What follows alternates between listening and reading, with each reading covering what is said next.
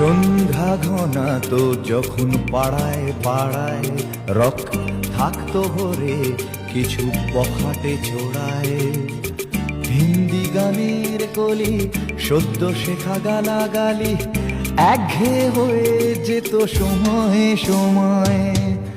তখন উদাস মন ভোলে মনোরঞ্জন দাম দিয়ে যন্ত্রণা কিনতে চায়। তখন নীলাঞ্জনা প্রেমিকের কল্পনা ও মনের গভীরতা জানতে চায়।